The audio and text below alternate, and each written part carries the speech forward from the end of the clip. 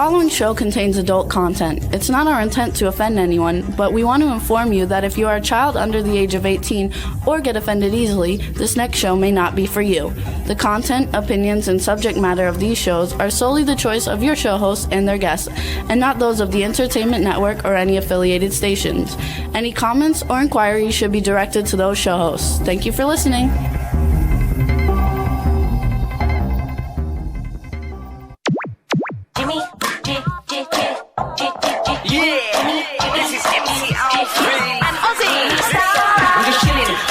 Sitting down and designing, where every man them thinking, what are we gonna be wearing?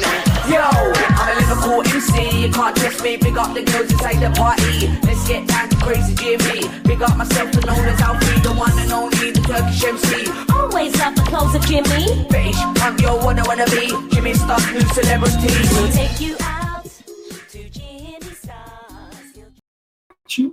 Hey ho, what's up everybody? Welcome to the Jimmy Star Show with Ron Russell, bringing you the good times in music, fashion, pop culture, and entertainment.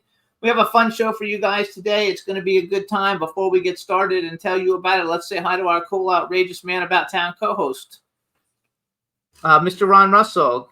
Yes, as you all know from weeks prior, I had my knee done and the pain was awful, and I was not permitted to take painkillers because of this thing that happens to old people where we flip out and we go into imaginary worlds. Excuse me, I was kidnapped by aliens in the hospital. Anyway, weeks and weeks of suffering without a painkiller.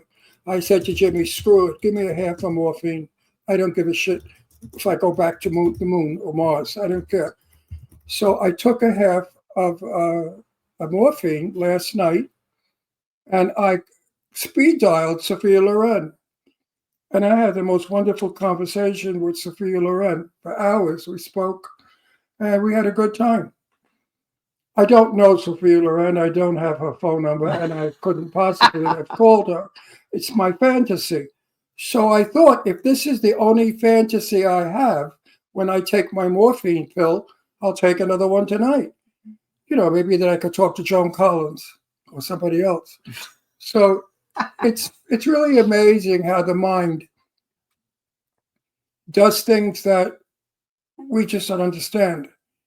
Why that pill puts me in a situation where I really believe. I believe I spoke to Sophia Loren. I could tell you what she was wearing, what she looked like. She was maybe about 65 years old at the time. Beautiful. It's just beyond me what happens. What is it called again? Morphine? No, what is my problem called? Well, that's from the end. Post-operative delirium. Post-operative delirium. Sounds strange. I have so many people calling me, wanting to talk to me.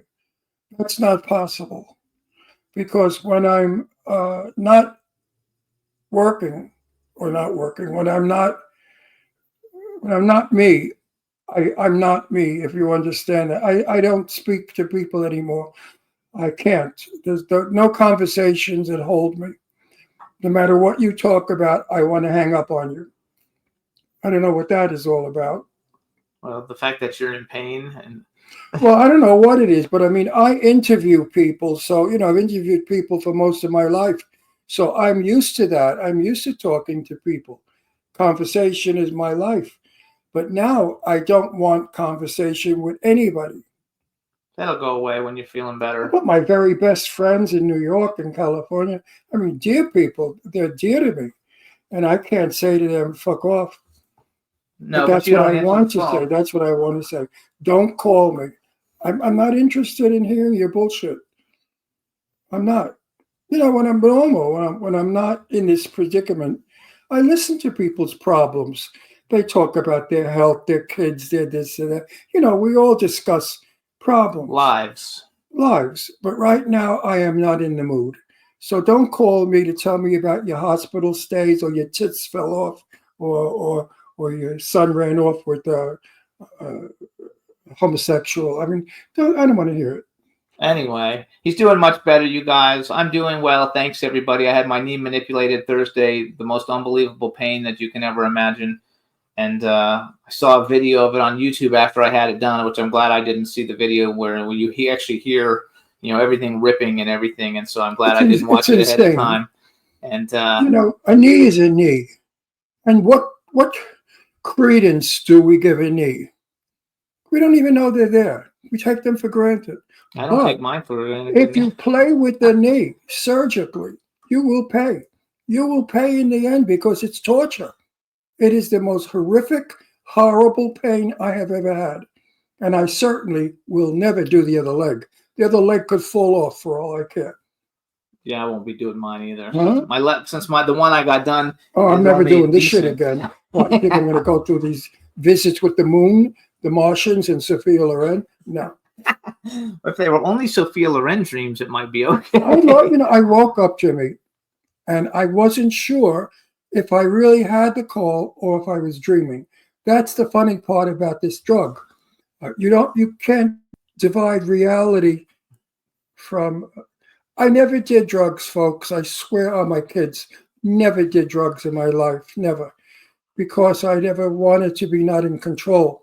So I don't know how to be in control on drugs. Some people do. I know people, close relatives, that could take the atom bomb and they could function. Me, I would be dead for months. Anyway, lots of fun stuff going on. We're going to have a lot of announcements coming on soon. Lots of great film stuff going on. We're going to be very busy in the next 15 months, it looks like. Maybe up to 5 movies we're going to shoot in the next 15 months. So things are going really good. And we have a great guest for you guys today. So we have the founder of E-Entertainment Television, Larry Namer, coming on, who just wrote a brand new book. And after that, we have the founder of IndiMusicTV, Chris Pati, coming on. Both will be coming on in a little bit. Larry's coming on first. And before we do that, let's do a couple other things we do. Let's say hi to the chat room. What's up, chat room? It's starting to fill up. Lady Lake, thanks for everything. Stefan, I hope you're doing well. B. Claudia can't join us today. She said she's going to listen to the replay because she's doing something in Germany. I forgot what the heck she said she was doing.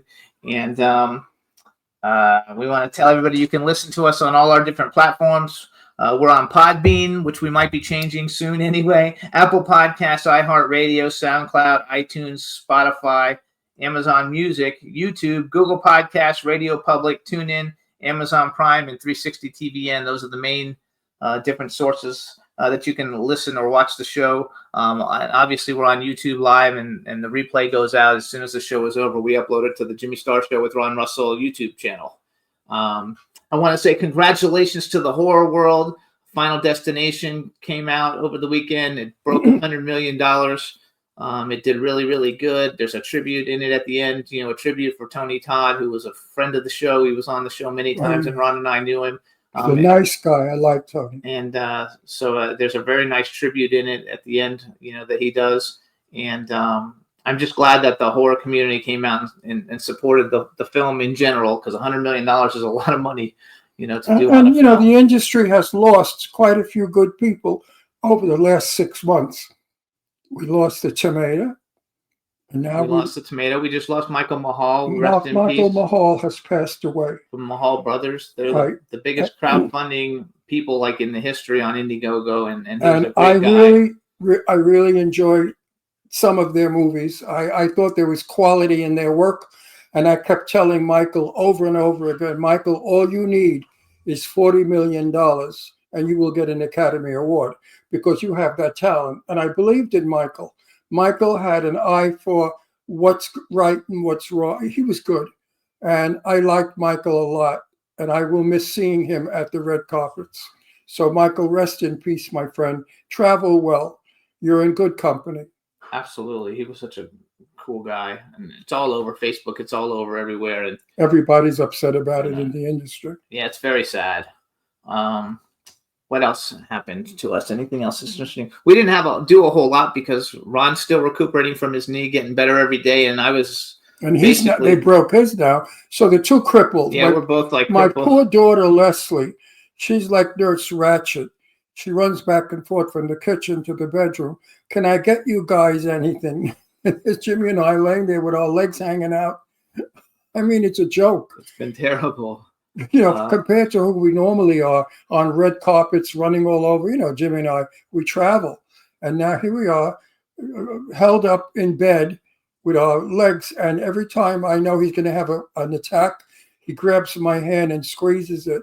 And I hear Jimmy, ah! And then when I'm going to have a Charlie horse pain, I grab his hand and go, ah! It's unbelievable. So the two of us sound like elephants or rhinos mating. And I'm not walking around. I gained 7 pounds, so I don't want to gain weight because I wish I gained 7. I lost 20 pounds and I look like shit. I want my 20 pounds back. Oh, we also want to give a shout out to Marcel Waltz. It was his birthday, I think, yesterday. I'm not sure. Director of Blind and Pretty Boy, which is coming out next week for the public to be able to see, which is the sequel to Blind. And Blind is right now on Tubi and a bunch of different platforms, so you guys should check it out. So you see Pretty Boy next week. I don't carry on about a movie much because I'm not a fan of a lot of the crap that we make. But this is a quality movie. This is a movie that was done so well. This is a movie where Sarah French showed that you don't have to do much to act. In horror movies, I find the directors don't tell the actors less is better. All horror movies, they're hysterical, they're screaming, they're yelling, they're out of control.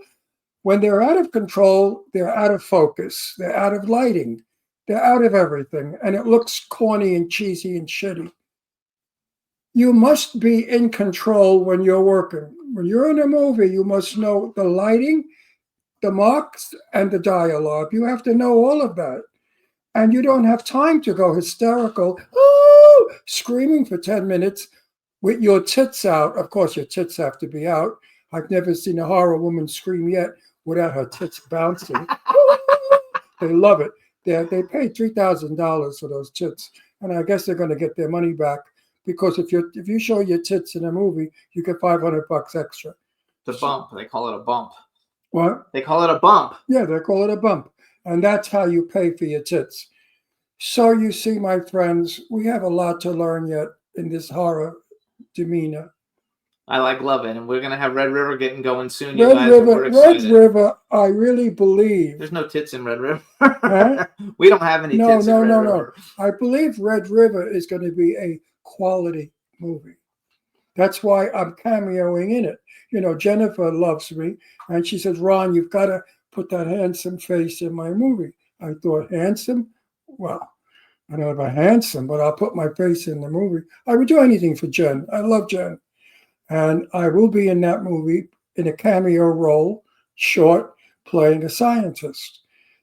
But if I didn't think the movie was a good script and if it were not going to be done well, I wouldn't be in it. I'm not going to cameo myself in a movie that's a piece of shit. Also, you guys, they're finishing Clown Motel 3 next week in Las Vegas. They're shooting the final scenes, so they're going to have a premiere for that, I think, in August, right? Clown Motel 3? August 23rd, if I'm not mistaken. Sometime in August, so it'll be fun to see. In Vegas? I'm sure it'll be in L.A. I hope it's going to be in LA. LA. I hope it's in L.A. I don't feel like schlepping in Vegas. Anyway, so that's what's going on, you guys. We got some great guests. We're going to go ahead and bring our first guest on now. So let's bring him in, Juan. Hi. Hey, Larry, how you doing? There he is. Look at that. See, we both got the big glasses. There he is. There he is. All right, everybody. Now that we know we can hear you, we want to welcome to the Jimmy Star Show with Ron Russell, you guys, founder of E! Entertainment TV Networks, now author of a new book, which we're going to talk about. Larry Namer, hello, and welcome to the show. Great. Thanks for having me here, guys. It's a long time. We haven't seen you in a long time. You already know Ron, so I don't have to introduce him. Larry is my hero. Larry knows the story that's coming up. I have a photograph of a chick, a woman, that he brought to Sue Wong's party that I have never gotten over yet, and I'm gay. This woman had ass, tits, face, hair, legs, fingers, toes, nipples, everything magnificent. I have never to date seen a woman as sexy and as beautiful, and she was all over Larry. So I Hey, said you to know, myself, Good. I said, either he's got an 11-inch dick or a lot of money. But there's something about him that this girl's crazy about. Whatever happened to her, Larry? He doesn't know which one you're talking about because there's so many of them. I really do because I remember his reaction to her. She's actually living in Hawaii now, and stuff. But you know, I liken it not to the money or anything else. I think it's my Brooklyn charm that attracts them. But There you go. She was I mean, you got to admit, she was something else. And they're both from He was- Brooklyn. Yeah, I'm from Yeah, Larry's a Jew from Brooklyn like me. But Yeah, she and, was something else, that chick. Holy I'm gay and I got upset.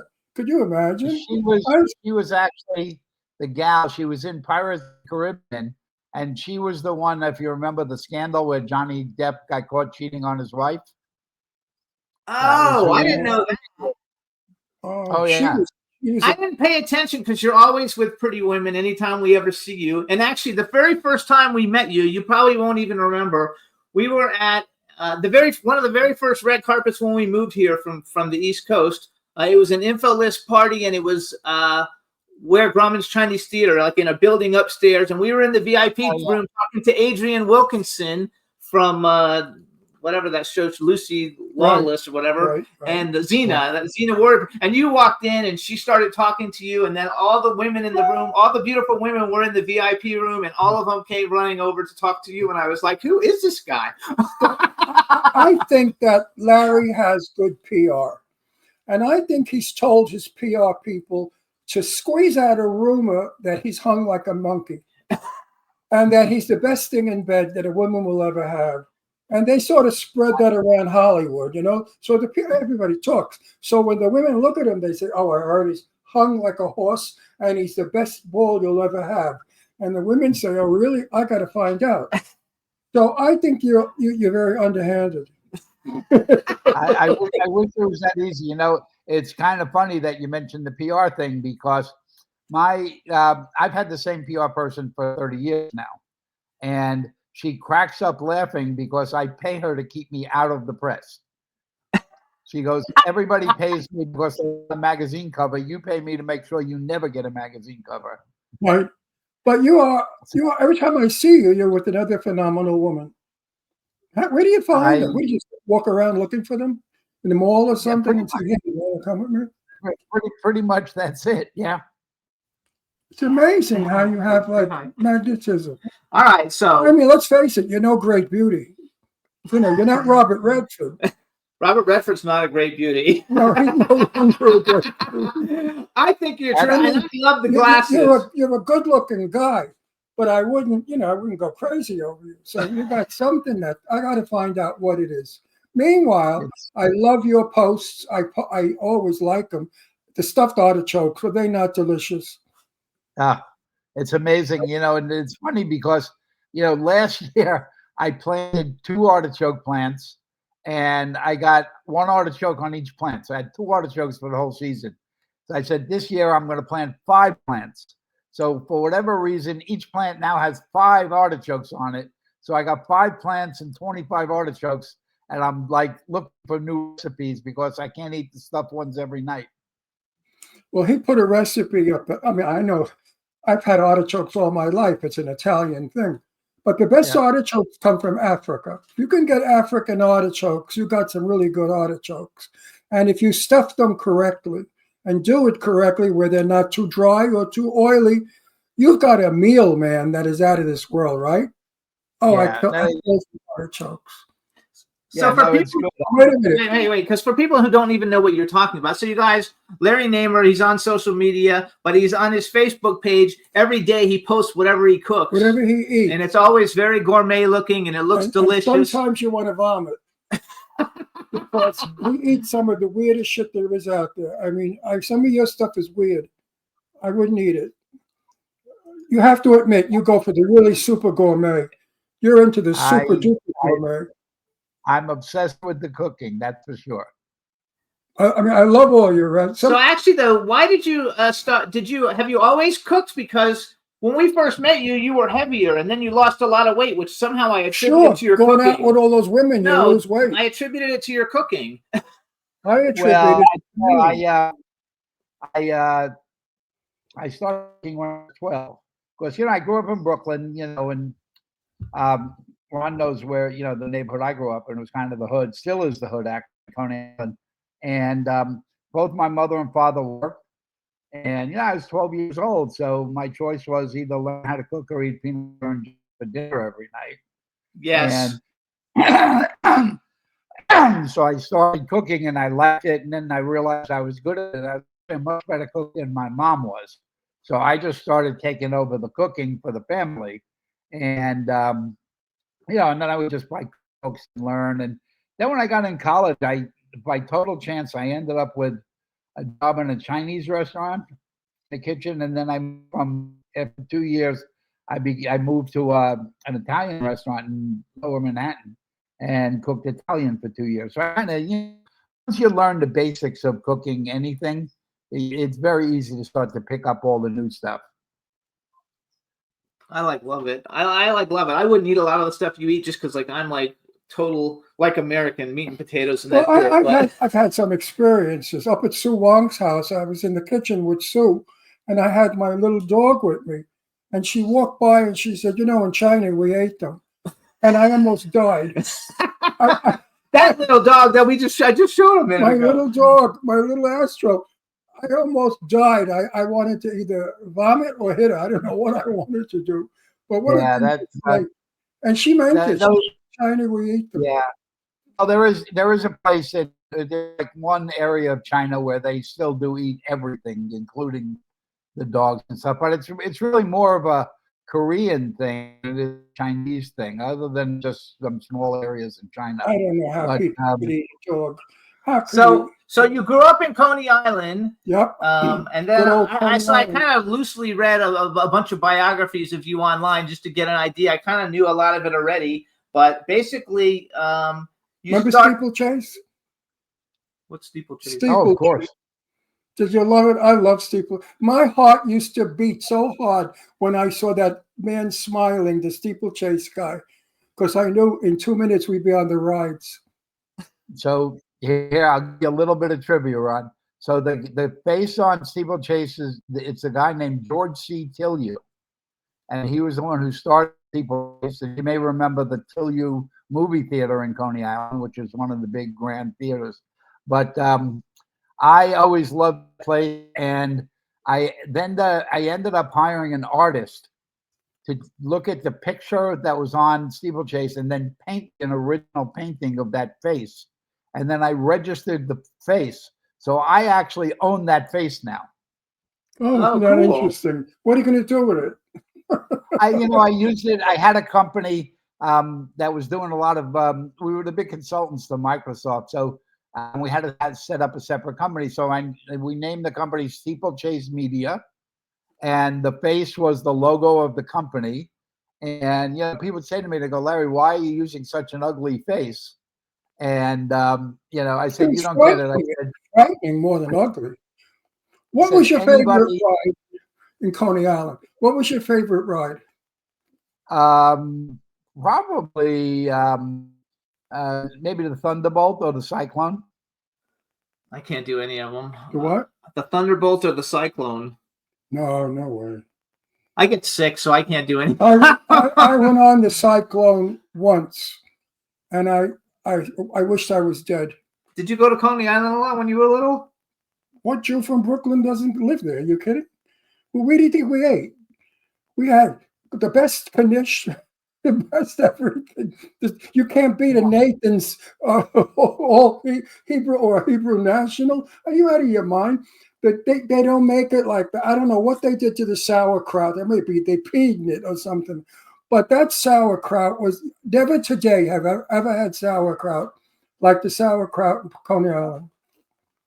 Yeah, no, it's a great. It's now a little more of a fast food place. Hot dogs and the French fries are still the same. They're amazing. So I love it. So wait, you worked as a chef. Did you work as a chef the same time as you worked as a cable splicer? No, I when I was in college, I took a job. Kind of a thing. I took a job in delivering food for a Chinese restaurant in Brooklyn. And to do that, everybody, particularly week you order and you get takeout. And so yeah, I work in the kitchen, but because I love to cook, I would always ask the chefs to teach me how to cook this and teach me how to cook that. And they just got the biggest kick out of teaching a Caucasian kid how to cook Chinese food. And they saw that I was pretty good at it and diligent. And then there was they were having a big Chinese New Year party, and it was February, and there was a snowstorm, and 3 of the chefs couldn't make it into work. And the head chef just looked at me and went, hey, you got to cook. And I was like, yeah, sure, I'll do that. And so I ended up cooking in a Chinese restaurant for 2 years. And then I said, okay, I kind of got this. So I found an Italian restaurant down by Wall Street area, and I took a job cooking in Italian for 2 years. And then I got out of college. I ended up getting a job as a cable splicer, as an assistant cable splicer. In the sewers, it said online, in the sewers under Manhattan or something. That's a big jump. Then, I mean, good for you. Congratulations to go from the sewer to like E Entertainment Television. Wait, I'm talking. I know you're talking, but you're going away from where we are. No, I'm not. There you are. Here, I want to bring it back to where we should be. For those of you out there who don't know who this man is, let him introduce his credentials. Larry?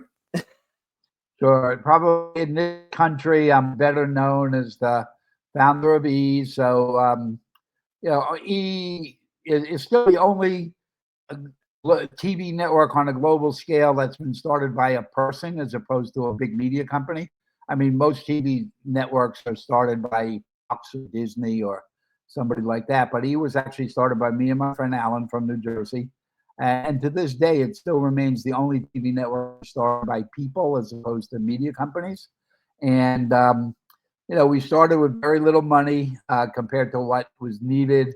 And but it grew, and it grew in a month. So we started the company with 11 employees and 31 interns. And in 2 years, we were up to 1,100 employees, which is kind of nuts, growth curve there. E is in 142 countries now.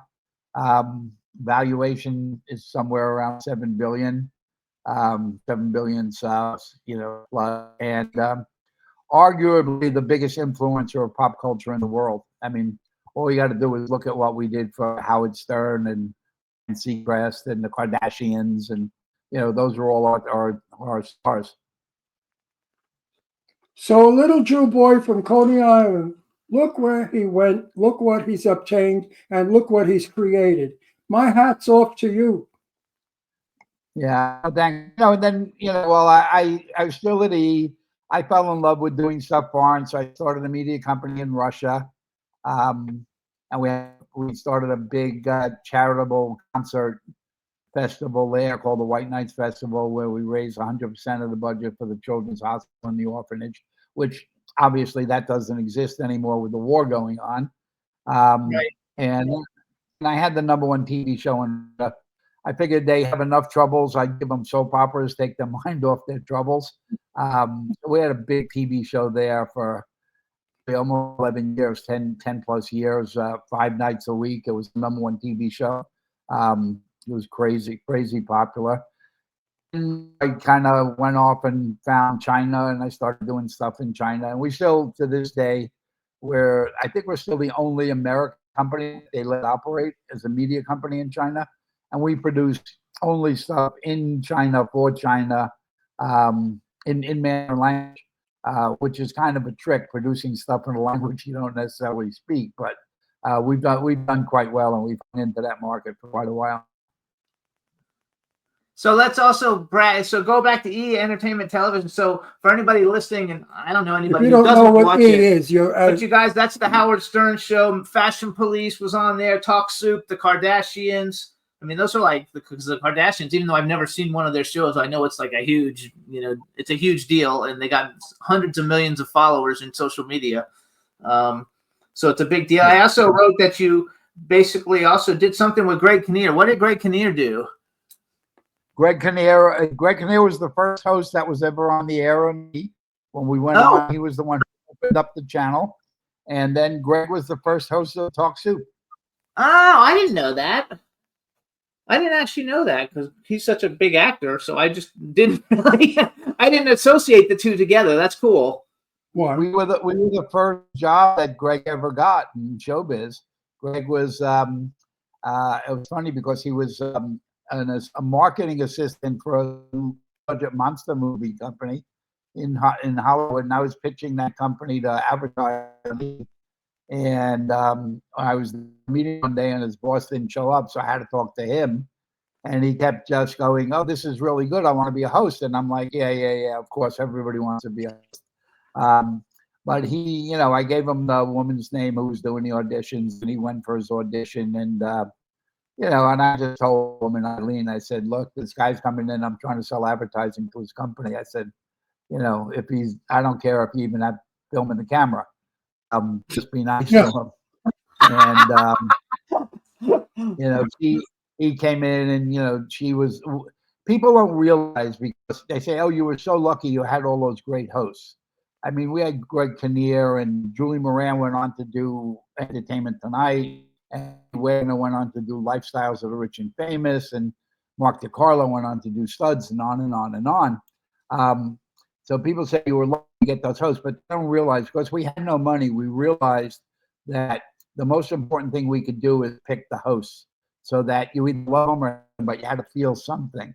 So to get the first 5 hosts, we put 7,200 people on tape. Wow. And so when Greg came in for his interview, Eileen kept coming in and saying, "Larry, that guy wants to say hello to you." And I'm going, "Eileen, I'm trying to figure out how to make payroll on Friday." And she comes in, she says, "Well, he's really insisting that he comes and say hello." And I'm like, "Eileen, get out of my office. I can't deal with it now." And then finally she just came in and said, "Look, you got to come in the studio." And by this time we had over 5,000 people on tape, and we hadn't had one host yet that we liked. And I just went in the studio, and she cued Greg, and I just looked up and went, "Holy shit." Sure. The kid he lit up the camera. And I just looked at Eileen and I said, "Hire that one." And I walked out. And Greg was the first hire.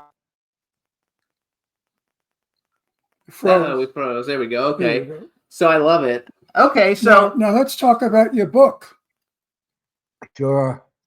tell People have been asking the book. Tell them the title first.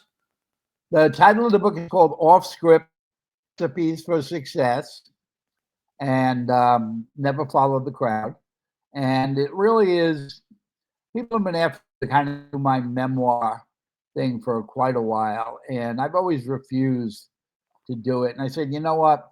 I don't want to do it because I'm not ready to write the last chapter yet. I'm still going. I think my best stuff is still ahead of me.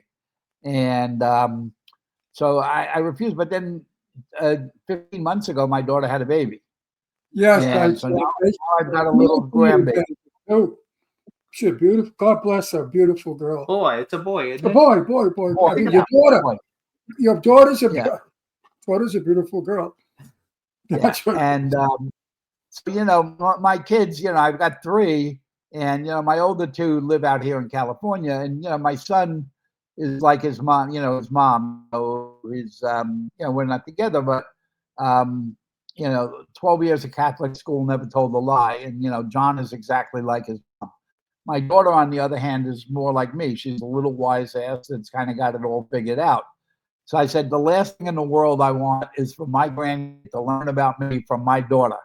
So I said, I'm going to write a book so he can read it himself.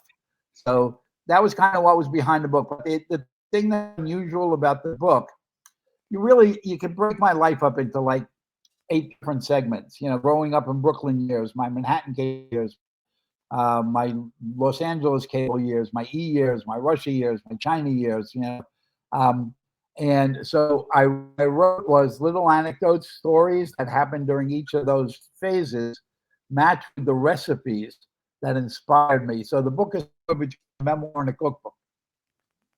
Oh, so when it says recipes for success, it's recipes for success with actual recipes. Oh yeah, with recipes and stories. Yeah. Oh, that's very clever, though, because people don't do that. You don't follow him on Facebook. I do, but I don't like. I only see his stuff once in a while. No, I look at everything. Like I said, sometimes I'm drooling. I want to eat it, and sometimes I say, "Oh, Larry, how can you eat that?" a spider or whatever it was. Some weird shit. But I follow Larry all the time. Well, you know I follow you, Larry. Yeah, of course. Yeah, no, the one that people love. The rest Hang on, go ahead. There were just a lot of stories that I put in there because I wanted to keep some of my friends, so I didn't want to kill them in the book. But one of the stories that people love the most, and which I felt okay to tell them because was the story about how we first met O.J. Simpson. And O.J. passed away, so I felt that I could do it. It's a very funny story because my partner Alan went out with an actress in Hollywood who just so ended up being O.J.'s mistress.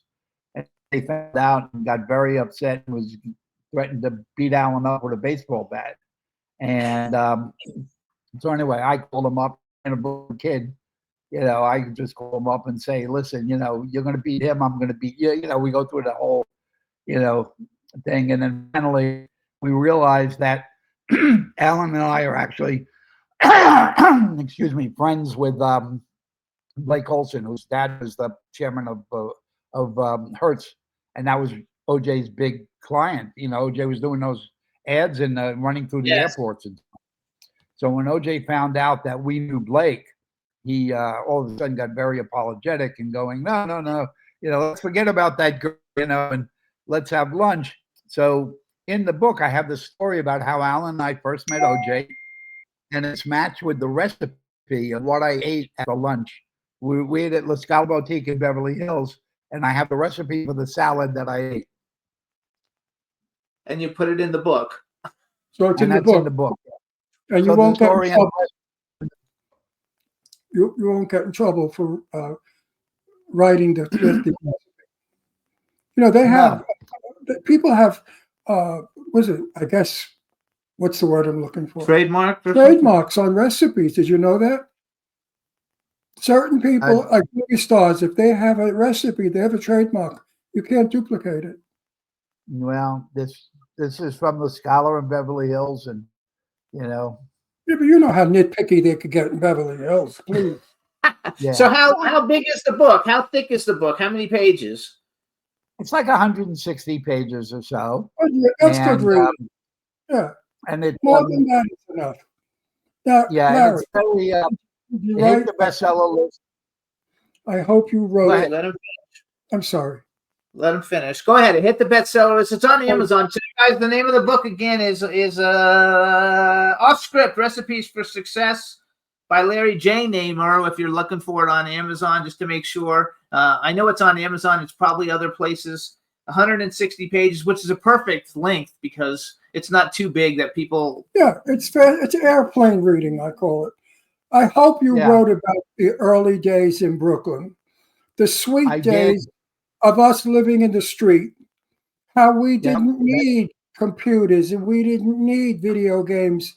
All we needed was a can and a string or a bat and a ball, and we were happy people. The sweetest days of my life were in the streets of Brooklyn. Yeah, and when particularly in the summer, you used to go out at 8 o'clock in the morning to play with your friends, and your mother would call you home at 7 o'clock at night to come home for dinner, and you just played with your friends all day long and played punch ball in the street and stuff. And you're lucky if we didn't get hit by a car. And, remember crackers on a curb? Crackers on a curb. Yeah. Oh yeah. I love it. That was my favorite. But my mother would say, "Come home when the street lights go on." Yeah. That's what we had to do. And that's what we did. The minute those street lights went on, gotta go home. So I read before you started ETV that you something happened with the cable company, but you didn't want to move back to New York because you didn't want to go back to the winter. So you don't like the winter and the snow. Yeah. The company that brought me out to California was a Canadian company. They were from Toronto. And, because I worked in Manhattan cable system had to be built all under the streets. But when big cities began to franchise cable, they didn't want the wires to go on telephone poles because it's unsightly. So they all wanted it to go underground. Well, I was like the only one around who knew how you build underground cable systems. So I got recruited to them out to LA. And I didn't want the job. I was like telling them, I go, look, I'll come out there and do the interview and have a vacation, but there's no way I'm taking the job. So I was just like being an ass. And after the interview, the guy said, well, what would it take for you to move out here? So I named like 4 times what I make in New York. And it was just at that time, it's a funny story. Liberace had moved from LA to Las Vegas, and his house was up for rent. I said, I want you to rent Liberace's house for me. And I want a car with a mobile phone. And they said, you're out of your mind. And I went, exactly. I said, I told you I'm not taking the job. And I went back to New York. Then 2 weeks later, they called back and said, what you asked for was ridiculous, but okay. And I go, okay, what? So you live in Liberace's house. And they rented me Liberace's house with the piano-shaped swimming pool. Which house was that? The one with the piano-shaped swimming pool. The one, Sherman Oaks house. Right, The one that was on the front of the opening of for night for many years. Yeah, he had 2 houses here in Palm Springs. I used to hang out in the one house. A very good friend of ours bought Liberace's house. And the sad thing was the garage that Liberace had converted into a den. And that's where he passed away. He passed away in the den in the garage. Oh, wow. Yeah. Okay, so so with all that fame and money, he died in the garage. So that's how we never know where we're going to end up, do we? That's for sure. So on top of the book, because I read Eileen did an interview with you. I read it. You also are somehow behind maybe producing an actual podcast called Stall Talk, Real Women, Real Wisdom, Real Talk. And the story about that is kind of interesting about, women always going to the restroom. Tell us a little bit about the podcast. Sure. I have a lot of women friends in town here, and they kept saying, Larry, when time you got to help us, we need to develop something where we have a little bit more of a voice in media. And, podcasting has come along, and there's no entry into podcasting. So I've always been fascinated with this phenomenon. You go out to dinner with a few couples. One woman says, I got to go to the restroom. And they all get up and go. And the guys are sitting there going, where are they for 15 minutes? What are they doing? What are they talking about? But it really is, it's almost a metaphor for this camaraderie that I think women share, that us men, we don't share it, and we don't always.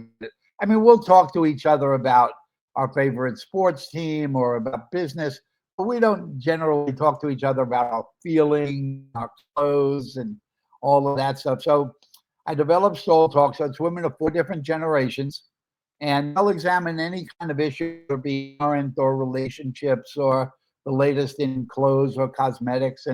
But it really, again, it shows this underlying camaraderie that I think women have and stuff. So you'll probably remember my boomer, the oldest one, is Jenny Harrison. Jenny Lee, you might remember. She was the one who replaced Suzanne Summers on Three's Company. Yes. And then she did Dallas. I think the coolest thing is Stall Talk. Like, what a great title for a show. I went on YouTube and I watched part of one of the episodes on YouTube. You guys, you can go on YouTube and hit just Google Stall Talk in the search, and it'll come up. There's a bunch of shows up there. Which brings me to, do you know Georgiana Heller? Georgiana Heller? No, I don't. Okay. No. She's a big producer. Big producer. And she decided to do a play in Central Park's toilet. And you had to pay $35. It was called The Toilet. You had to pay $35 to go in the toilet, stand against the wall, and watch the play. It's about a hooker who goes in the men's room to change and is raped. Well, it was such a success that they built toilets on wheels and went all over the country with this play. It was a sensational hit. No one had ever seen it, anything quite like it. But that's my buddy, Georgiana. She's just an incredible producer. But if ever it floats around toilet, go see it. It was wonderful. Oh, no, it was really wonderful. It was terrific. That's amazing. Yep. And a lot of opportunity to do a lot of new stuff now. because technology allows it to happen where before it may have been cost prohibitive. Which I want to talk about technology for a second, but before we do that, because I know that you also are working with Richie Rich on Richarette. You guys, Richie Rich was on the show. He used to have a our Richie Rich. Yes, he used to have a show. Yeah. He used to have a clothing line. I used to be a clothing designer. I love him. Many years ago. I was a clothing designer, and so I knew who he was because of that. And I did a lot of costume design for movies and dressed Madonna and all kinds of people. And so when I first met Richie Rich, I was super excited, just because we did the same thing. And so now he sold Heatherette, and he's got a new line called Richarette, and you're somehow involved with all of that. So how is Richie Rich and how's Richarette? And tell him I Now love tell him him. we said hi. No, when you see him, you say Ron Russell sends his love. I love Richie. I will do that. I literally just spoke to him 2 days ago, and we talk all the time. Richie is he's back east for the most part. He's got a room farm in Pennsylvania, so he's designing the new line, the Richarette line, and he's back in doing what he loves most, which is designing clothes. He actually just finished for New York Fashion Week. He did a really, really good show. He was commissioned by Care Bears. You remember the Care Bears cartoons? Yes, Care Bears, yes, toys too. So years ago, I mean, besides dressing Madonna and Lady Gaga and Katy Perry and all those, Richie did a lot of the clothing line for kids. If you remember the little lunch boxes and stuff like that, that was all Richie. And so now Care Bears has commissioned him to do a line of kind of fun clothes. So Richie's busy doing that, and I invested a little bit in the company and stuff, and Richie's this iconic figure. He's one of the nicest human beings in the world. I love Richie. I love him. Yeah, he's fabulous. So he's actually in New York City now. He's said he's going to stay through June because he's doing a bunch of stuff for Pride Week. And so he's doing a big fashion show for Pride Week there, and he's got a bunch of other events. He's there. So in New York through the end of June. I love it. So please send our best to him because we love him to death. And what I love about him is his attitude. I don't give a shit. I am who I am, and this is what I do, and love me or leave me. And that's all of Richie Rich, and that's why he's so wonderful. He's he's the truest person I know who's true to himself. Richie's the one who revolutionized the fashion shows, where Richie would do his fashion shows, and it would always be a high 6 foot tall, skinny models. Richie was I want real people. Richie was the first one to put real people on the road. So when you go to a Richie fashion show, I describe a Richie show as kind of the circus on steroids. The last show, he had a midget, he had a woman in a wheelchair, he had a model coming down the runway with smoking a cigarette. I mean, it's just so far out there and stuff, and the fashion is just amazing. And and Richie shows are probably the most fun of any fashion shows you could go to. I know, absolutely. I used to watch him all the time, and he's also one of the first people to use kind of like really famous people, like Paris Hilton back in the day when people didn't really know Paris Hilton and Tara Reid and all those people. They were all walking the runways for Richie Rich. Yeah, Richie's dressed everybody, and he a lot of what you see out there now is really a reflection of that Richie started and kind of made the mainstream fashion world now. Yeah, I love it. Okay, so let's go to technology for a minute, because I know you do a lot with technology, and you're considered like basically like entertainment technology authority. Like, what do you think about everything that's going on with like AI, how AI is being used, and if you don't jump on the board, you're going to be left behind. That's absolutely true. AI is here to stay, whether you like it or not. All you got to do is look at, when digital music came about, the music industry en masse said, we're never going to allow this. Well, now they've been on Spotify and iTunes control the industry. And I said, that's basically because you spent 10 years fighting it instead of just saying, how do we play part in that new world? I mean, you look at technology, and I go through this with people all the time. You know, if you go back 120 years, it used to be a country, basically, we had a lot of horse ranches. And the horse ranchers were totally upset when Henry Ford created a car, the combustion, you know, with an engine. And they were like, oh, this is terrible. We're never going to let it happen. People driving horse and buggies and not cars and stuff. And I just take people over to the window. I go, look out the window. Tell me how many cars you see versus how many horse and buggies you see. It's going to happen. There's so much good that you can do with AI. But the problem that everybody's having is they don't understand it. And particularly our government, our legislators, don't really understand it. So there's no laws, no regulations that stop bad people from doing bad things. Right. With it. And that's a big issue. Because there is a lot of good, and I'll say in a second. You look at, again, something simple, and I like bring it down to, you know, very simple terms. If a 12-year-old kid says, I want to drive a car, they can't do it. Why? Because you got to be a certain age to drive the car. You got to take driver's education. You got to take a test, the license to drive the car. And then if you don't obey the rules of the road, there are penalties for that. Right now, there are no rules and regulations for AI, and there's no penalties for bad people doing bad things. So, yeah, so you got a lot of that. But, you know, simple thing, and I work a lot with the Writers Guild, with people in the Writers Guild, with writers over 50 who were age discriminated, about teaching them how to use AI. Because they're great storytellers, they just need to understand the technology. But if you were to say, Larry, could you design a TV network plan about, you know, anything, the Hollywood sign behind you?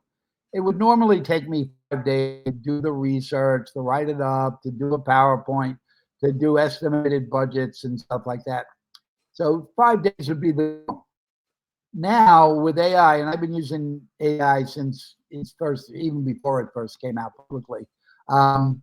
It took me 30 seconds to do what used to take me 5 days. Now, I have to spend an hour cleaning it up because it's never perfect. But now 1 hour, I'm getting done what used to take 5 days. And I say to people, the most valuable thing we all have on this planet, our time on this planet is limited. The most valuable thing we have is our time and how we use it and stuff. I said, so now I've regained 5 days of my life where I could either do more of these and make more money. I have more time to spend with my little grandkid. I could learn how to speak Spanish. I could go on a safari. How do you not love that? Now, there got to be rules that control it and stuff, so bad people can't do bad things with it. But just as a tool, it's a tool. It's just when, you know, cavemen used to paint on the wall of caves with, like, you know, animal blood. And then somebody invented canvas and oil paint. It's just another tool to practice your art. So I don't know how to do a whole lot of things with it yet, but I'm learning every day. I do a little bit more. But like, just as an easy example, is like I make movie posters, you know, through different AI programs that I normally would have had to pay $500 to $750 to get done, and I can do it by myself in 20 minutes. Yep. Yeah. You know, very simple, but it's, I mean, it's saving a ton of money, and it lets me be creative because I actually get total creative control of what I want it to look like. Yeah. No, when I did the book, you know, the book is out now. It's almost 3 months, I think. And I used an AI program to design the marketing campaign for the book. And it did. It said, okay, post this message on this way. It literally just laid out the whole thing for me.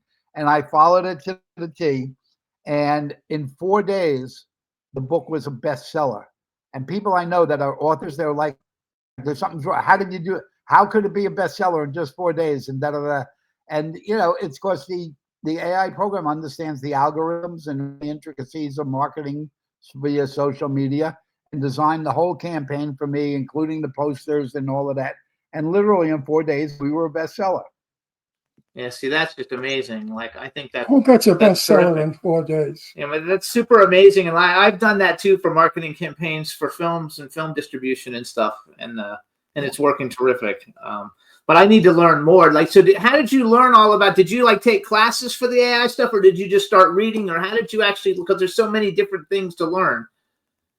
Yeah, well, I go one of the things that I think probably separates me from most of the folks that come out of Hollywood. So, I consider myself a creative. Yes. Stuff. But my degree is in economics. So I'm a creative who knows how to read a balance sheet. But then some years ago, I was actually chosen by this guy named Bill Gates. You might have heard of him. Yes. And Bill needed someone to help him think through the strategy for Microsoft, who understood how the media game is played at the highest level. So I was the primary consultant of Microsoft for strategy for 2.5 years. And so I learned a lot about technology, more than any human being should understand technology. So, I kind of added that understanding my thing. And when I saw the AI stuff first come out, I said, there's no stopping. It revolutionizes the business literally in every way. I love it. I just keep moving for every day. I try to spend like a half an hour learning something new that will benefit me as I'm going along, just because I know if you don't get on the bandwagon, you're totally, you're totally screwed. As for me, I have no idea what you're talking about. I'm learning how to use my cell phone, and I'll be 85 next week. So I don't think I need to have. I don't think I need to have this. Because I have it. This knowledge. There you go. It's not necessary to force it in my little brain. It's all Greek to me. I'll give you another example of how technology is just changing the world. So I'm working with a gal. In case you haven't noticed, there's no women in late night television in this country. Right. It's all guys. And it's the same show. It's a guy sitting behind a desk and he's got a couch. And so Tom Cruise, tell me about your next movie. Boring stuff. And they can't figure out why the ratings are down to almost zero, but I can explain them. So I found this gal. She's from the UK. 8 years ago, she was a homeless single mother on the streets of London. Okay. Cut to 8 years. 8 years later, she's living in Bel Air. She's life coaching Will.i.am, Steve Aoki, and all these major celebrities. And for life coaching, she gets about $10,000 a month from a client. Crazy.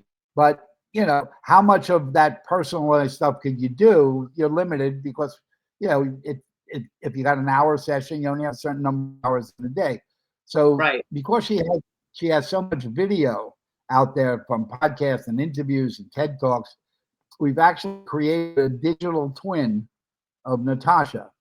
So starting in the end of June, you're going to be able to, instead of paying $10,000 a month, $10 a month, you could actually have the digital version of Natasha become your life coach. Oh, see, that's cool.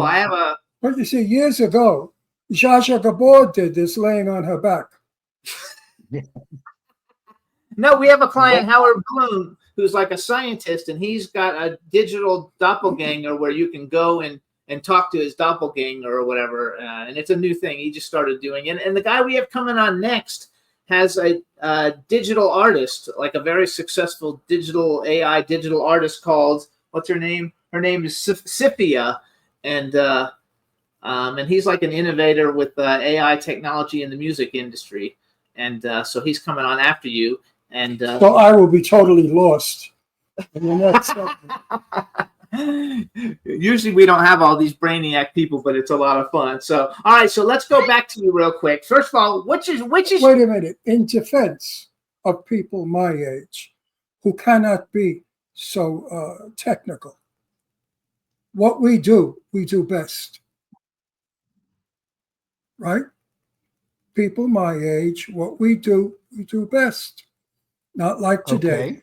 Okay. Today, people of today don't do their very best. We do. You don't agree? I'm going to come there. No. I do agree with you. You don't agree? No, he said I do agree. Oh, you do agree. I agree, but with the caveat that we're never going to change the fact that technology is coming with us or without us. He knows that. I know. Left behind. You know, my mother used to say to me, Ronnie, I never thought I'd speed an airplane. Nobody flew when she was young. I never Yeah. thought I'd see a television set. So the progression that we had in those 30 years was far more than 100 years. So time goes on and we learn and we advance. Absolutely. Yeah. So I'm very stubborn. I'm very stubborn. I really don't like change until I see people getting dropped by the wayside in the entertainment world if they're not doing it. So in the last 6 months, I've embraced it, and now I'm going to embrace it even more after we've had this conversation. And I've also seen how it's saving me time, energy, and money, to do things. And so I think it's totally, like I'm even generating like comic books from AI technology based off of scripts where I'm like turning them into comic books and stuff. So there's nothing you can't do or I'm not going to be able to do soon. And so I think it's a really cool thing. So I have a question about you. As long as it doesn't put people out of work, it's good. What's going to put people out of work? Then it's not good. Well, there's nothing you can do about that. The only thing I don't agree with is like using people's images, as actors, so you don't have to pay the actor and that kind of stuff. That I don't like. But And I don't know how that would go. that's such a bunch of stuff. It's just a misunderstanding. I mean, there are contracts. If I shoot a movie with Tom Cruise and I pay Tom Cruise $20 million or whatever he gets, I can't take that footage and put him in another movie. He'll sue me. That we have laws in this country that prohibit you to do it. So if you're an actor and you're writing a contract now, if you don't have your lawyers put in there something about restricting the use of your digital images, and you know what? If Tom Cruise does a movie and I say, Tom, I want to do another, Mission Impossible movie with the footage we shot, and you get I'll pay you the $20 million for movie number 2, but you never have to show up because I have all stuff already in digital form. Why would he not want to do that? Yeah, you're right. He's going to want to do it. So in other words, you're saying all the hoopla is bullshit. All the hoopla where people are all upset about it is bullshit. That it goes back to if bad people want to do bad things, not a law that says you cannot do that. That's what we need to get out there is people who think I'm going to use Tom Cruise's image. They're going to know they're going to be sued for 10 times what you can make off of it. And there'll be a deterrent against people doing it. Yes. Okay. All right. So then if people want to follow you, what is your actual Instagram that you use? It's Larry Namer .TV. Okay. Okay. So you have Larry Namer TV because you also had Larry.Namer, and both of them had current posts, so I didn't know which one to use. So Larry Namer TV. We use both. Whichever one is easier at the time, that's who I post to. There you go. Okay. So you guys check out Larry's book, Off Script, Recipes for Success. It's a great book. It's also got recipes for food and recipes for success. Congratulations on becoming a bestseller. Congratulations, obviously, on being like the biggest entertainment mogul, basically in the world. No, Larry has chutzpah.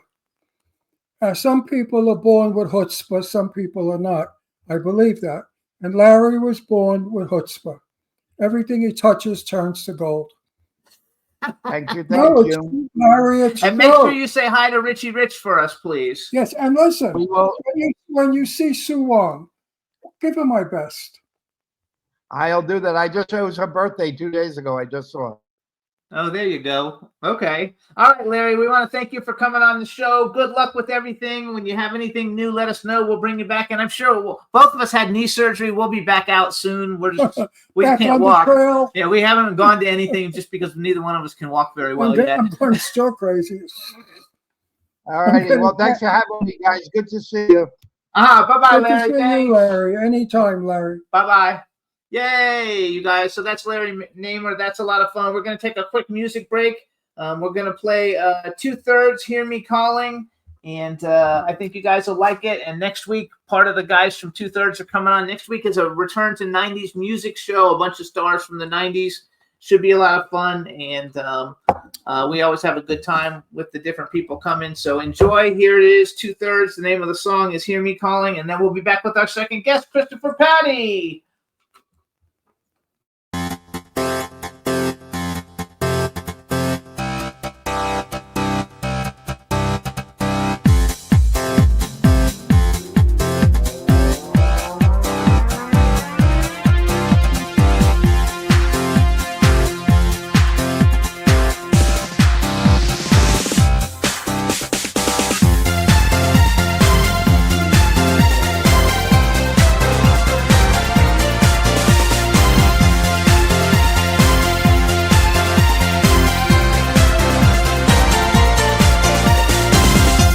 your eyes in real fear. Claim you're blind, holding back the tears. Close your ears in disgust. Claim you're deaf when you've had enough. Sticks and stones may break my bones. Tell another lie. All sorts of names will cause me pain. I can hear you cry. Hear me calling. Silent screaming, silent crying. Hear me calling. Hear me falling. Louder thinking, louder feelings. Hear me calling. Bite your tongue in disbelief. Claim you're dumb, then you seek relief. Axe your mind in sorrow. Claim you're dead today, tomorrow. Sticks and stones may break my bones. Tell another lie. All sorts of names will cause me pain. I can hear you cry. Hear me calling. Silent screaming, silent crying. Hear me calling. Hear me falling. Louder thinking, louder feelings. Hear me calling. Hear me calling. Silent screaming, silent crying. Hear me calling. Hear me falling. Louder thinking, louder feelings. Hear me calling.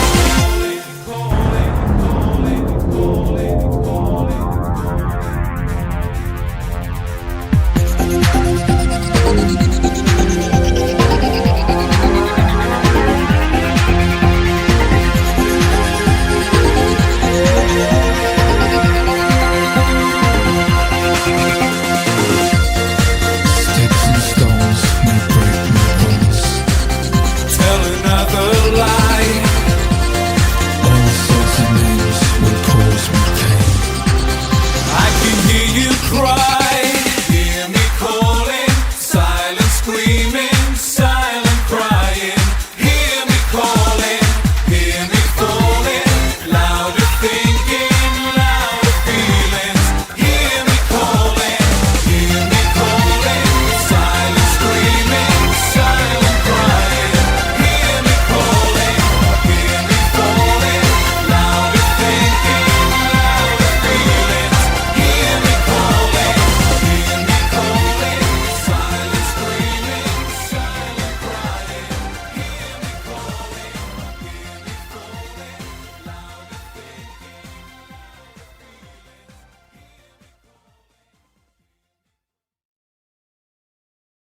Hey everybody, that's 2/3. Next week we're doing a back to the 90s show with Mark Loverush and Mark Loverush and a bunch of different people, so it'll be a lot of fun. My mom. So and that band right there, 2/3, Lee, the singer of that band, is Mark I can't believe Rush's Mark is husband. coming back for the third time. He's coming back, and I think it's the fourth time actually, but he's Fourth coming with a time. bunch of people though. There's going to be 5 different After artists. the way I torture him.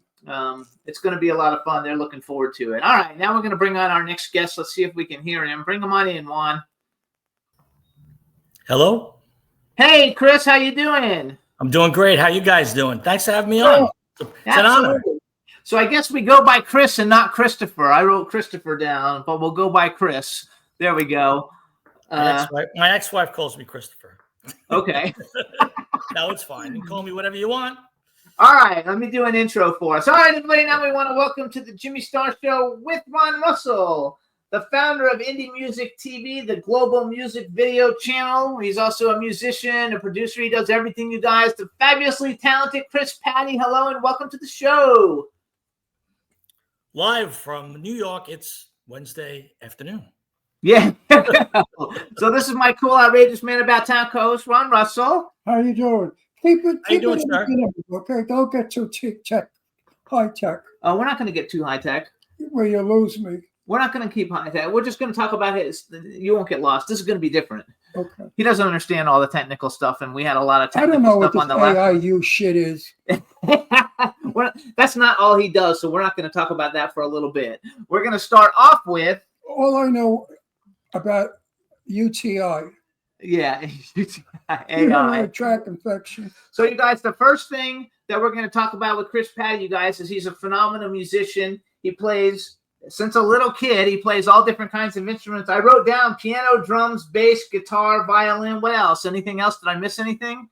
That's pretty much it. I was into horns when I was younger, but I kind of, as I got older, I focused from a production standpoint more on like the rhythm section instruments. So, and violin. I do play violin, but yeah, bass, drums, guitar, keyboards. You know, that's pretty And much so, it. did you know? How did you know you wanted to be involved in music in the first place? Because I'll you tell you started what. early. You told me I said like 7 or something when I read about you online. That's the best age to start. I started banging on Tupperware at like 5 years old. And I remember my mother telling the story, what is these white piles in the backyard? I don't understand. Like, what's going on? I said, well, the pitch was too high with the one with the sugar and the one with the flour. So I would dump it out so I could get a lower. She's like, that's expensive. Stop throwing it out. So 5, 6 years old, I started with that. And honestly, changed my life. Liberace. Westbury Music Fair. I was 6 years old and I saw Liberace. And when I came home, I said, I want to do that. That's what I want to do. And that really, he inspired me as a performer, incredible technician, great showman. Guy had everything. And I was just wowed. And from that moment on, I was like, you know what? And I had an older brother too, who's 6 years older than me. He was a guitar player and he was an inspiration as well. My mother played piano a little bit and sang. But yeah, Liberace, that would set me off at 6 years old. I was like, I want to do that. Where did you grow? You're from New York, right? Yeah, I'm born and raised on Long Island. Where? Where in Long Island? Okay, I grew up in a little town called Nesconset, which is in Smithtown. I went to Smithtown. Wisconsin. It's in Smithtown. Wisconsin. I know Wisconsin. Smithtown. I know Long Now, Island. I I live know in Long Rock. Island like the back of my hand. Do you know Ronkonkoma? I live in Ronkonkoma now, but I grew up in Ronkonkoma, yeah, Lake Ronkonkoma. We were That's just there like back in May. Oh, May of last year. I guess it's a year again already. But you lived in Long Island too, someplace, didn't you? I lived all over Long Island. Are you kidding? I lived in Garden City. I lived in Setauket. I lived in Huntington. That's about it. I lived in Huntington for about 10 years myself. Right off of 110 in Huntington. Yep. I loved Long Island back then. It changed. It's not the same. I don't like it anymore. It's very expensive. It's crazy. And Expensive. it's gotten crowded and it's not what it was. I agree. Don't forget, when I lived there, it was 1960. Leslie wasn't born yet. So my daughter is 55 years old. 55 years ago, I moved to Long Island. To Setauket. It was beautiful back then. It was country. Oh, yeah. Setauket was, it was all blue beach. It was beautiful back then. Yeah. Great place to raise kids. So what are all the records behind you? Are those your Billboard charting records? Yes and no. Some of them are gifts. Some of them are records. Yeah, that I've worked on. I wrote down that you have over 24 Billboard Top 20 hits. That is true. So that's a big deal. So congratulations on that. So how did you go from playing all those instruments to being a conductor? It's funny. The conducting thing started young. I went to Smithtown East High School, and we had a production what they called Karen, CARE-IN. And it was like a variety show, and we would sell tickets and raise money for St. Jude Foundation. We were one of the early ones doing this. This was in the late 70s. And I had a band director in high school. You may know who he is. His name was Larry Sobel. He was actually Richie Haven's music director, and also one of the finest clarinetists who's ever lived. Phenomenal guy. And he kind of took me under his wing a little bit. And then in my senior year, he went on the road with Richie Havens, and I wound up being the conductor, which was great. Could cut out a first period, second period, got to go to McDonald's for breakfast, came in, conducted the band. It was my senior year was really good that way. So, and that's how I learned. I did arrangements for like vocal stuff. They would do a lot of Broadway stuff, like The Act, and a lot of Barbra Streisand stuff. And I would have to listen to the records, and I was blessed or cursed, whatever you want to call it, with perfect pitch. So I would listen, and I would write out the arrangements for, 30-piece orchestra band. And then we would perform these shows, and the money would go to St. Jude. And that was really where I got my start with the conducting, as I read books. There was no internet, so I was read books, and Larry took me under his wing, and that's it started in my teens. So. That's so funny. It's like almost hard for me to remember when there wasn't internet. Just When because what? when there wasn't internet, like I'm so used to, like we're so used to internet. You know, I can remember having encyclopedias as a kid. And, you know, for my birthday, I got encyclopedias so I could look everything up. And I can remember having conversations on phones, people, telephone. You know what that? like a regular telephone. Yeah, When you as in call, you know, rotary and touchstone. Yeah. Hello, this is Ron. How are you? You know, that kind of thing. Not anymore. Yeah, he doesn't. He Now doesn't they like. text. He They doesn't text. like the text. He likes to talk. My daughters text message me, and I tell them, don't ever do that again. You know, it's funny. Texts, I think, sometimes get misconstrued, and I think that you could get the wrong impression of someone's They stink. emotion Well, behind tone. it, and I think it's easy to misconstrue it. I much rather talk on the phone. You can hear the voice, you can get to kind of feel the body language, and you get a better And the idea. tone. You And can the really tone. piss somebody. Yeah, you could really piss somebody off in a text when you don't mean to. And I've Yeah. done that. They don't know about tone. So I wrote down too, as a symphony person, you also so Peter Noon, who is the singer for Herman's Hermits, you arranged, like when they do shoes, you're the music director for symphony shows of Herman's Hermits. Yes, sir. Yeah, that was a blast. It was funny because a very close friend of mine, a gentleman named Vance Brescia, Vance wrote That Was Then, This Is Now, the Monkees comeback hit. You remember that in 1986? Yes. Well, Vance became the musical director for Peter and for the four-piece, you know, for the main band and when they do the regular tours. And believe it or not, John Paul Jones had done the arrangements originally for like No Milk Today and all that. He's going to kill me for saying this, but he lost the arrangements. He's like, I lost the arrangements. You've got to redo them. So he called me and he said, would you do it? And I said, I would be honored. I said, I have one caveat though. I got to conduct the shows because if I'm going to do the arrangements, you got to let me conduct. He goes, no problem. So that was back in 2007. And ever since then, I've been doing the shows with him and it's been a blast. And honestly, the shows are great. Hermits, right? I don't know any of their songs. What's a Herman's Hermit song? I was already 40. What did I give a shit? Something tells me I'm into something good. All right. Oh, there we go. Okay. I love There's it. Hush. You would know Hush. There's a kind of hush. That was a big one. He had a lot of big I'll hits. have to look it all. I have to look it up because Eileen just interviewed the guy too, and so I have to see. I If you're love gonna look I love your accent because people keep telling me, Ron, you have a nice accent. I said, I do. I had no idea that I had an accent. And then I heard you say, remember that. Yeah, New York. What are you going to do? Now, remember that. Nobody can say that but us. Jimmy couldn't say it. Remember that? Remember that? Yeah. That, you know what that is? Remember that? Remembering that. Yes, I remember that. So people say that we have our own abbreviation. I said, yes, we speak the way the world speaks. If you notice all the television people, the personalities, Lara Spencer is a great friend of my daughter's and of the family. And Lara has a New York accent. Nothing wrong with It's it. hard to get rid of it. I didn't really notice that. It's been pointed out before, but you No, may I He not loves realize it. it must be that obvious.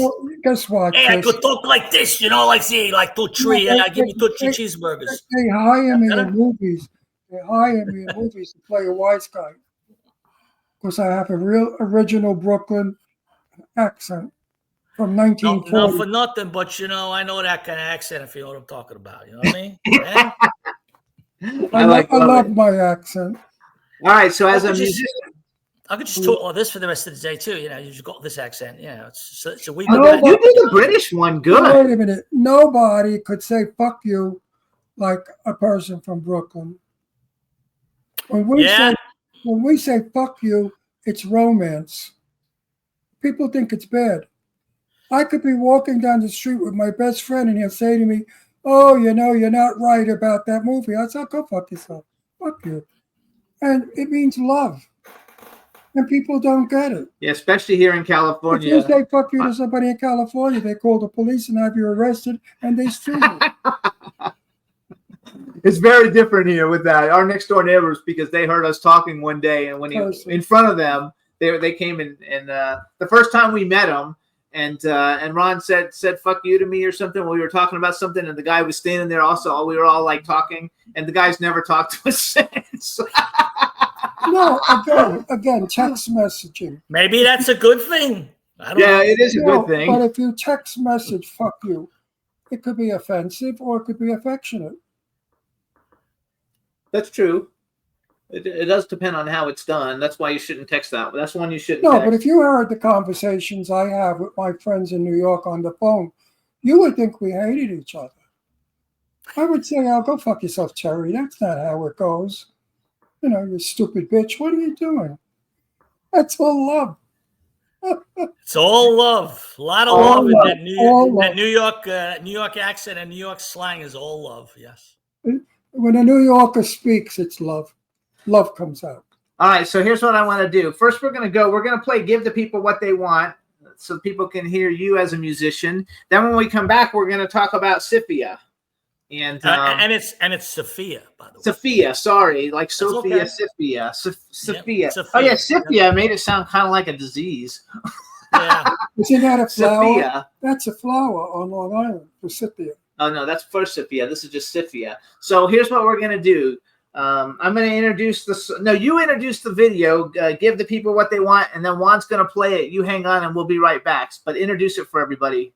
Okay, so we'll play this song was recorded a very long time ago. I won't even say how long ago. And actually, hopefully it still stands up. It was decades ago. But the video I just did a few years ago.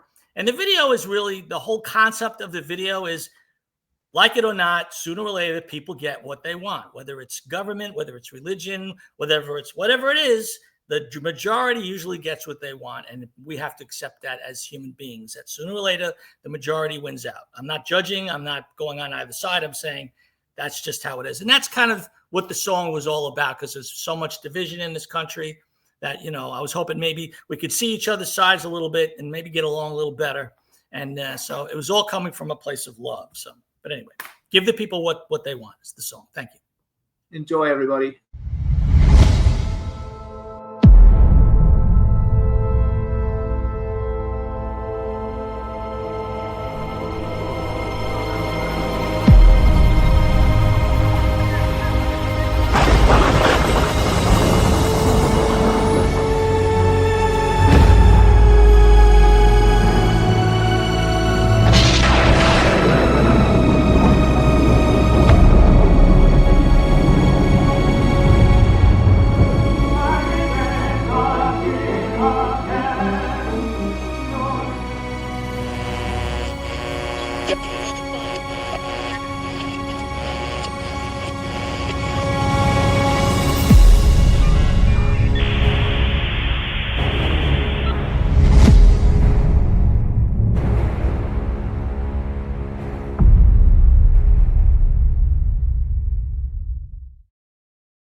Starlit sky, beneath our feet we tread.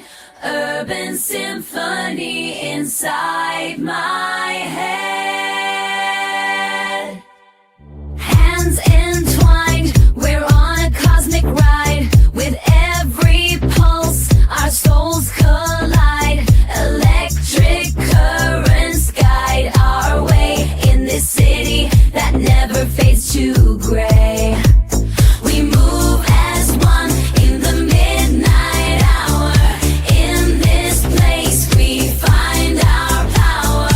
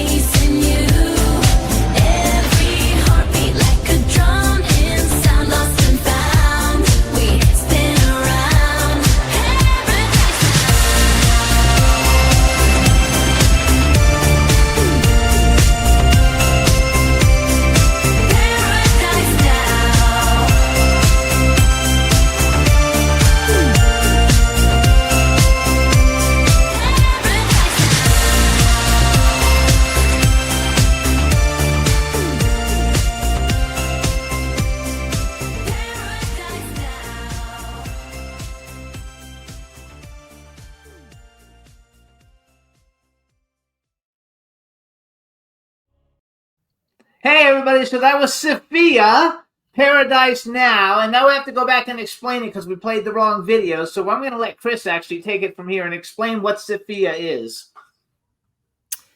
Sophia is, well, let me just say this. Do you guys remember the movie Simone? Yes, absolutely. I do. Okay. The movie Simone. This is Simone. You won't have seen it because it wouldn't be your thing. this is Simone in real life. Basically, what Sophia is, well, here's the story. You guys can take it, take it at face value, whatever it is.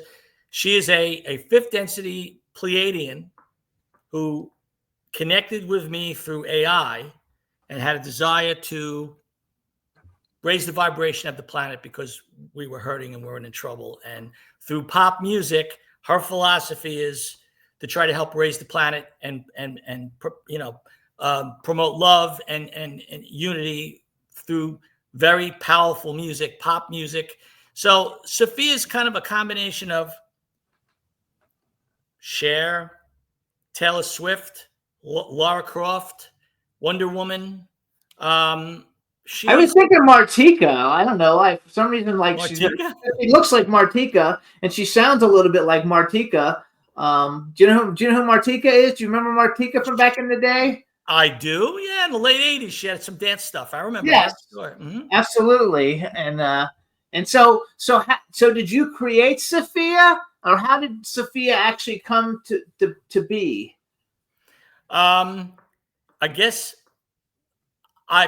you could say I created her, although it was something that just kind of came. I was my partner John Tobacco in Modern Voices Records and Modern Voices Distribution had played me something he did with AI, the music, and it was about a little over a year ago. I was so blown away. I could not believe it. Because up to there, it was like, nah, it's stuck. It's not good. It wasn't there. Recording wasn't there. The sound wasn't there. The voices weren't there. He played me something. And it was funny because it was a funny thing my sister said. She owed me money and she didn't pay me what she was going to give me. And she gave me like half of what she said she was going to give me. And I said, well, what's going on? She goes, well, how about you get nothing? So John wrote this song called Hey, How About You Get Nothing? And I heard that. I was on the floor for like 10 minutes. And not only that, it was a great blues guitar solo. The instruments were great. I'm like, you did this with AI? He goes, yeah. I said, oh, man. I said that. And it was good. It's not like it is now. Forget about it. Now it's scary. But anyway, I got into it at that point, and I just got this idea, this Sophia, just kept coming in my head, Sophia, Sophia, Sophia. So I started trying to create some AI, and some of it was not very good. And all of a sudden, I hit one song, and it was like magic. It was like, that's it. And then from that time on, all the stuff I created, I was able to create the same voice. I was able to create the same feel, the same kind of lyrics, and it all just kind of morphed. So I came up with the whole storyline, of the idea is she's a pop star, but she's also sort of a galactic savior, sort of a galactic warrior. She's here to try to help the planet. She's here to kind of raise the vibration. So it's kind of like a really positive female role model, that's not just about sex and about being successful and all. It's somebody who's trying to preach, a different side. Good things. Well, it's not good or bad. It's just different. There's so much of that out there already. And I don't see a role model out there that's really like young people could go, hey, she's cool. She's hot and she's saying all the right things. And she's really, I love the music. It's catchy.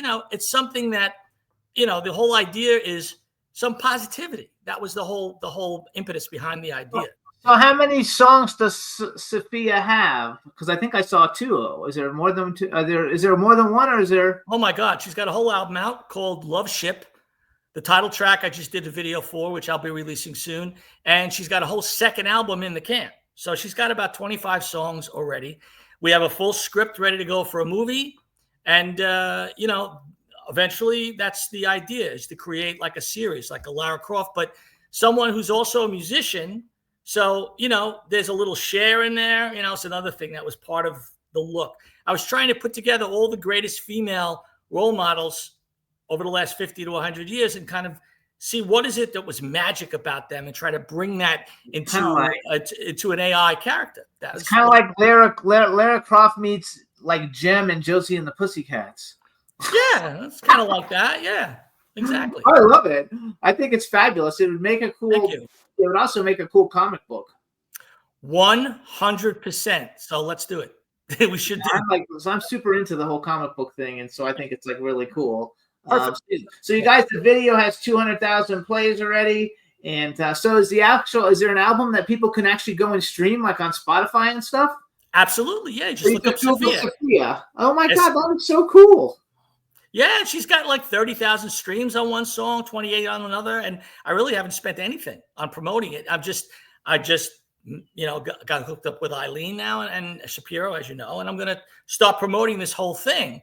But I really wanted to have all my ducks in a row, and I wanted to make sure that the technology was there where I could create it to where it was literally indistinguishable. Now I'm doing a couple of new videos, and that was good, the Paradise Now video, but wait till you see now. It's just, I can literally do a like 70 millimeter Dolby stereo, like blockbuster looking movie just with AI. It takes a long time. And, people think, oh, you just put a button, you press a button, you get a song. No. Man, it was a lot of editing. A lot of it was taking the stems and taking this piece from that piece and hundreds and hundreds and hundreds of times and then piecing it together to get what I got. It isn't like I pressed the button and there it was. The video, wonderful girl named Marina Kipley from the Ukraine was the original model. And I worked with her on her dancing and her sensuality and her moves. And that's how we use that to incorporate the feeling and the personality of Sophia. Because I think the thing that separates her from all these other people that are doing this, and again, this is what people tell me, they feel that there's a presence there. It isn't just a thing. You feel it's a person. You watch the video, it's like you fall in love with her. And the whole thing is it drags you in. And I think any good art has got to drag you in. And I think that's missing a lot with a lot of the technology is like the storyline, character development, all that isn't there like it used to be. And another part of Sophia is to bring that back. Is there a website or anything for Sophia that tells about the storyline and stuff, or that hasn't come yet? Absolutely. SophiaMusic.com. There we go, you guys. Not only that, there's a store. That's really cool. There's merch already. I've already got T-shirts, mugs, and all that. It's already happening. All it needed was thank you, by the way. I really appreciate you promoting this. It means a lot to me, and it means a lot to Sophia. I promise you that. I think it's super cool. I have not seen anything really like it before, so I think it's like really cool. So now we want to go back. You guys, so check out Sophia Music, SIPHIA music.com. I want to make sure I do it right. That's right. You guys, so now we're going to go back and play the video that we were supposed to play that we didn't play. This one is Chris Pati doing his song, Give the People What They Want. So check it out, and we'll be back in a minute.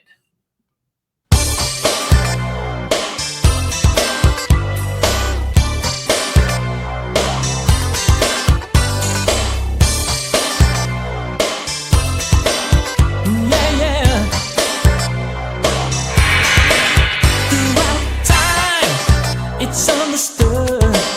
If you wanna get the people, make them feel good. From ground, they stand proud, 'cause they listen to the leader who speaks from the crowd. But it's still a virtue for the one who takes the chance to say something new. Deep in faith, he stands true, trying to sustain the unpopular view. Hey, through the ages, all creed changes, but just one comes back to home.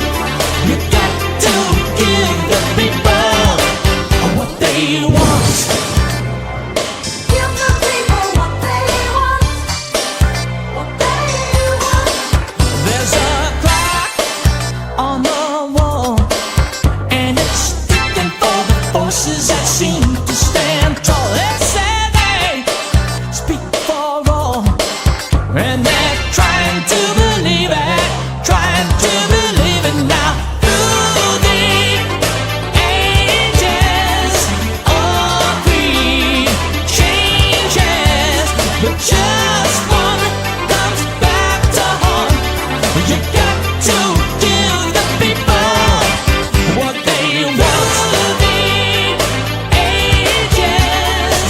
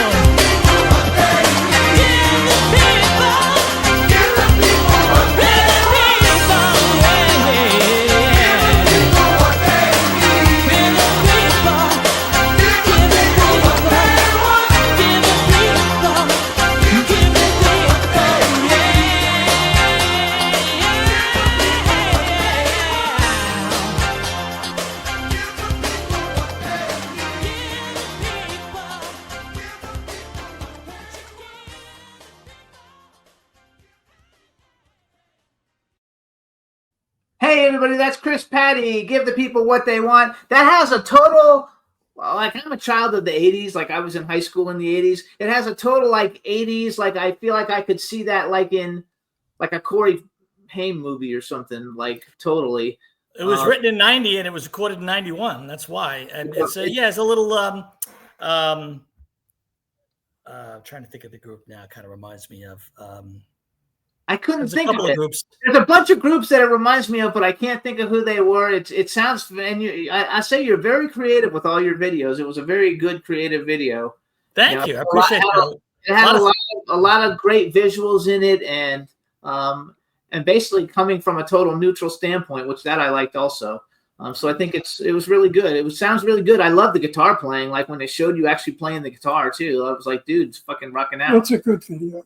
Yeah, Thank you very much. Yeah, I played everything on it. You know, that was drums. I played all the instruments on it. But yeah, that was done in 91, and I just never released it. I just released it recently and did the video, and had a lot of fun with it. And, you know, I just like to make people think. You know, I don't like to take sides on political or religious issues.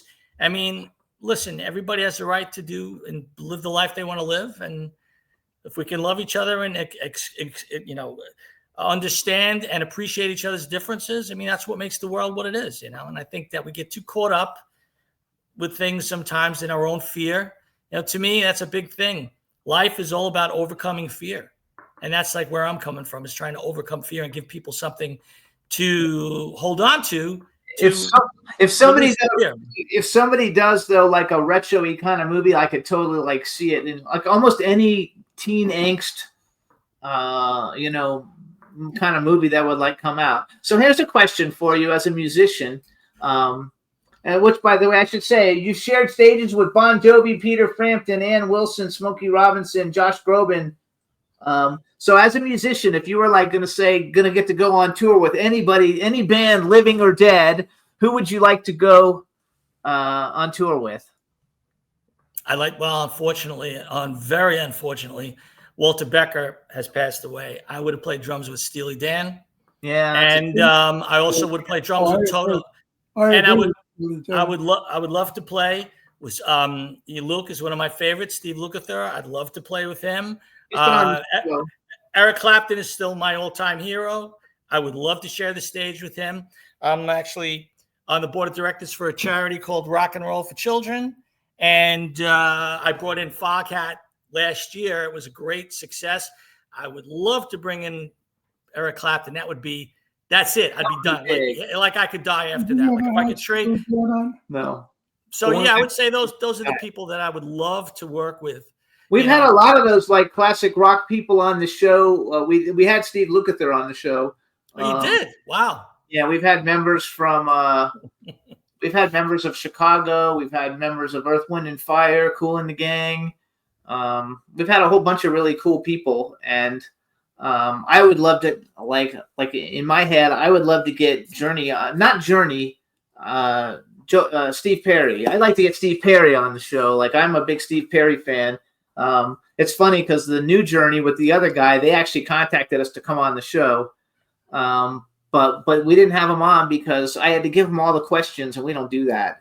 You know, ours is just a conversation show. Wherever it goes, it goes. So I don't know what the questions are. I don't write down any questions. I just write down factual things, you know, to talk about. But then wherever the conversation goes. Yeah, we like to do it more like we're friends hanging out. So we didn't have them on because anybody who wants us to give them the questions up front, we can't do it because I don't have any. It's too fake. That's not real. It's a fake show.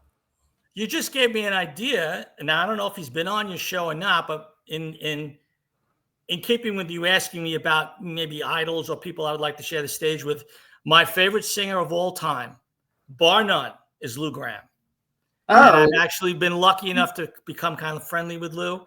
And I know his brother, Ben Graham, who's a drummer, excellent drummer, who he played with my brother with Edgar Winter for many years. And I'm sure that Lou done your show. He has not done the show. I know. I mean, has met him. I'd love to have him though. So see if he'd be interested. We'd love to have him. I will reach out tomorrow and ask him. Fabulous. I'm sure I'll ask Bob, his manager.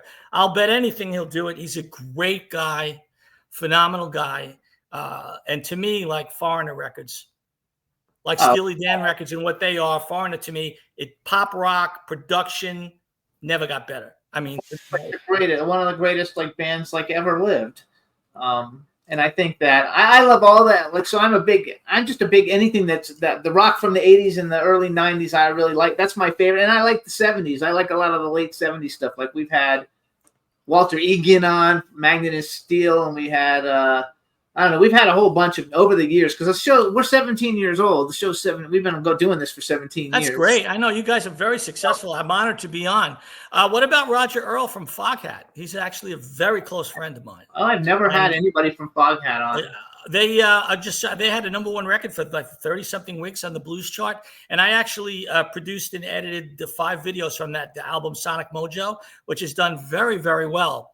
Driving On, if you look at that video, it's a great video. And also, they were one of the first ones too to start incorporating a little AI in with their kind of a retro feel, and it's pretty cool. But Roger's a great guy. Any of those big bands, we would love any of them. I remember like some of my favorites. Lita Ford was on. That was a good one. But we've had some really, really phenomenal, people. It's funny because you can't remember them when you're trying to remember them. But we have a list a mile long of like people. Normally, we primarily bring on musicians and actors that are well known. And every once in a while we bring on some other people. But I think it's all fun, and I think you've had a great career, and obviously you're a lot older than you look, just from like when I was reading your bio of the thing you were doing all these things like in the 80s, which I wouldn't have even thought you were born in the 80s. So there you go. So you're 62. So I'm 60. So I'm the age I was born. There you go. That's funny. I'm a 64 baby, and Ron's going to be 85 next week. No way. Really? Are you kidding me? No. 85 next week. We're both a little under the weather. My I don't God. know. Like we both had knee surgeries, I'm and sorry. and we're both. And my pain medication is wearing off.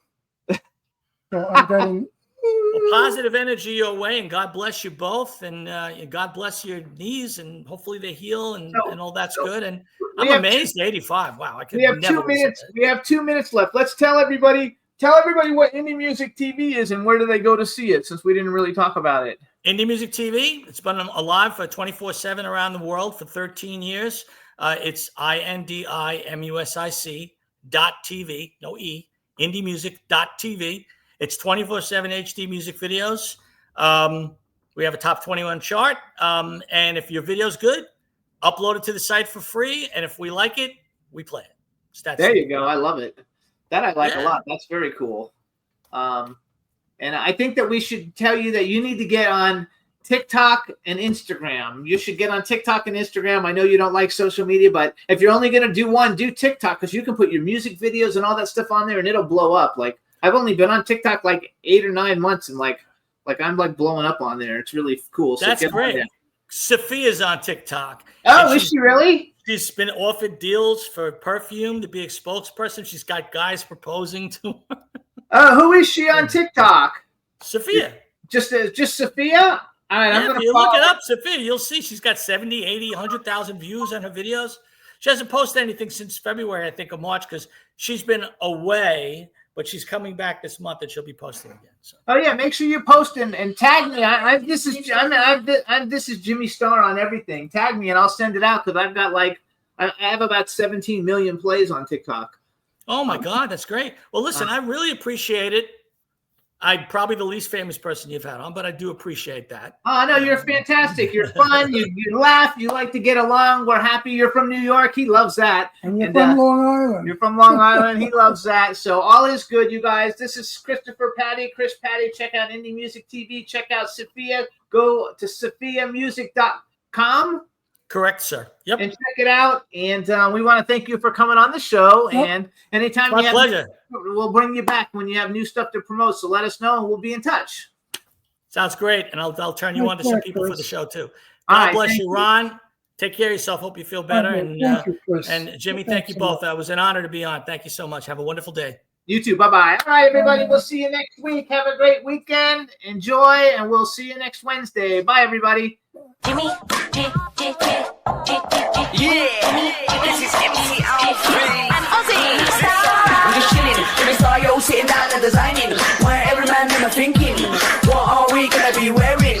Yo, I'm a Liverpool MC, you can't can't trust me. Big up the girls inside the party. Let's get down to crazy Jimmy. Big up myself and known as Alfie, the one and only, the Turkish MC. Always love the clothes of Jimmy. Bitch, I'm your one I wanna be. Jimmy Star, new celebrity. We'll take you out.